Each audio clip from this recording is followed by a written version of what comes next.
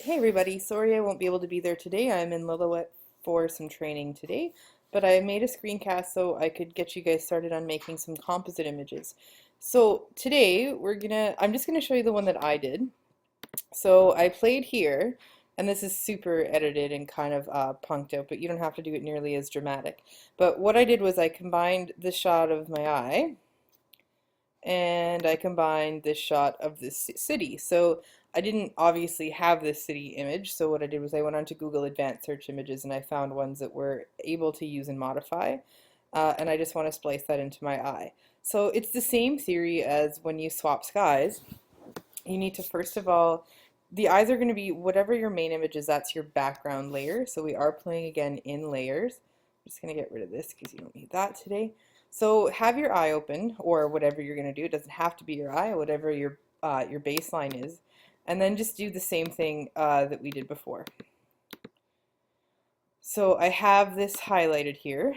I've just dragged around it. This is the part I'd like to splice into my eye. Edit, copy.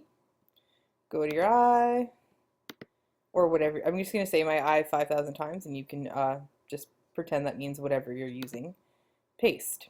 So that's obviously not going to fit super well, so I'm going to go here, and I'm going to drag it. Another way you could do it, you could go edit, image and then transform, and you can do it that way too if you're having a hard time using the apply tool. But this I think is going to work. I just want to shrink it a little bit. And I'm not going to go totally in detail for you guys today because I'm just going to give you a hint and I think you can play with it after that. But I think that's probably about good. You do want to center it. I mean, you can play with it after, but if you get too far along, it's going to be a pain. So click apply. That's what that little green check mark is. And then you're going to do the same sort of process that we did before. So you're going to use your eraser tool. I would start out with my opacity really high, and then I would trim in. So I would just sort of clean off where I know for sure I want those lines to be. And yeah, it looks messy right now, and mine did too when I started. But I would start trimming just where I wanted it to, and then we'll change the opacity a little bit more in a second. But just trim where you're for sure not going to use this. And I would go in a little bit. And yeah, that doesn't look super awesome right now, but you're on your way. And it's not, again, it's not a fast thing to do when you're doing layers.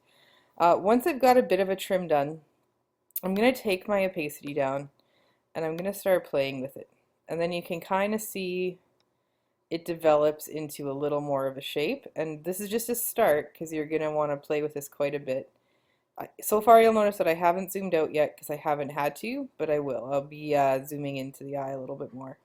So we're just going to paint. See, this is giving it a bit more of a transition because you don't want it to be just like super whole on. You don't want to be able to see the line of what you spliced awesome. So I'm going to go Control plus and move it a little bit. And here I can do even more. So I'm going to go over it again. And I'm going to try to get rid of that circular line. And I'm going to kind of paint around it. I don't want it to show that I just did this big circle because I don't think that's going to look super awesome. And I think that when you're doing this, it's in that detail work, and you might even want to set your opacity a bit higher or a bit lower depending on the image you want really to achieve. But you want to kind of blend the two pictures. So you want to have a little bit, because I think the colors actually go fairly well together, but I'm getting rid of those lines. I don't want it to be really obvious that I cut it out of something else. I'd probably, if your opacity is somewhere around 50%, that's probably about where you want it to be. But you see this line here? I don't like that line. So I want to make it a little more jagged and a little more real looking. And you might, if you want it to fade, you might want to make your opacity even smaller and do a level over the whole eye if you just wanted to blend it even a little bit more. And I'll show you what that looks like in a sec too. Because you can always press undo, right? If there's something that you don't want to do, just undo it. I'm going to set my opacity a little lower again. And then I'm going to even do a little bit more of a line here. See, I'm reducing the glare just a little bit. So every time I move in, I'm just honing down my opacity just a little bit, getting rid of some of those bright spots. If you wanted to, again, you could also, just depends on how you want it to look, right? You could also sort of bring back the pupil, and all of a sudden now I see that, well, I certainly did not center that on my eye. I might want to do that a bit more. but just a different way to look at it. And again, I would do like sort of a starting image, and then I would set my opacity even lower and just sort of trim up your details. So you just want to blend it. You don't really want hard lines that are really sort of interfere with the image. But I think I actually like it done that way. And again, if you want this to move, then you're going to go Edit, Transform, Free Transform, and now I can still drag it, so don't feel like you're married to it. But then if I look up, yeah, that's okay. I might want to make that a bit smaller because I'm getting pretty close to my main part. But know that you can, until you merge your layers, you can continue to shift that around. I definitely kind of want that in the middle, though, of the eye. And then go Control minus and see what we're loading out with. So I think that's okay for a start. I might do a little more detail work around the glow if I was me, and if I had more time, but you don't want to watch me do that forever. So apply it. Now you can make all the changes you want to each level to try to get them similar. This one's a little bit high contrast. I'm going to want to amp up the contrast for this one. So I would go Enhance, Adjust Lighting, Contrast.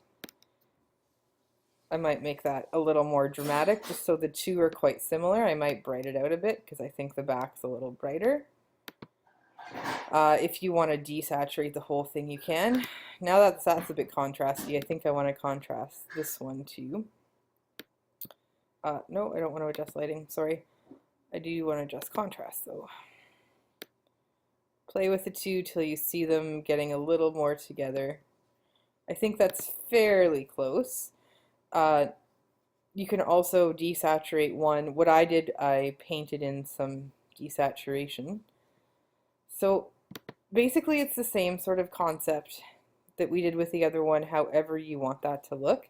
What I also might want to do around here is you might want to use some brush tools like we did before. Click on your brush tool, make sure it's dark. I'd set your opacity fairly low because you're just sort of playing with it. Maybe you just want this a little bit darker too. And that again just helps to blend those edges a little bit. And zoom out if you are looking at the image just to see it. And maybe you want the whole thing a little bit darker.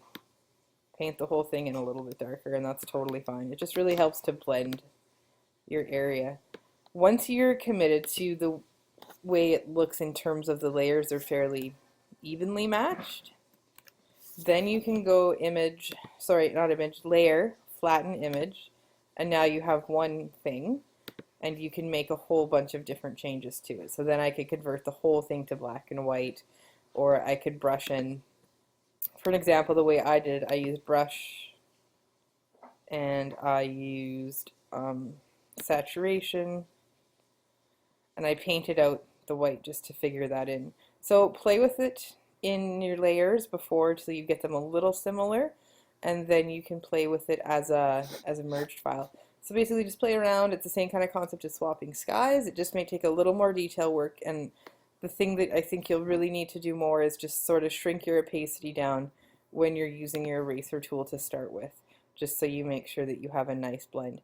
I'm not going to go through all the steps because I don't want to sort of take you on the path that I took artistically, because just because I like something super wilded out, this was really contrasted, and I sharpened the heck out of it because I like that style. That was just something I was going to do. I don't know that you will, so I'm going to leave that up to you. You can play around anywhere. You might want to go high key, low key, but that's kind of an artistic choice. It's up to you. So have a great time editing. If you email me the pictures at bhollerbc@gmail.com, I will happily post them to the blog, and have a great afternoon or morning. Okay, bye guys.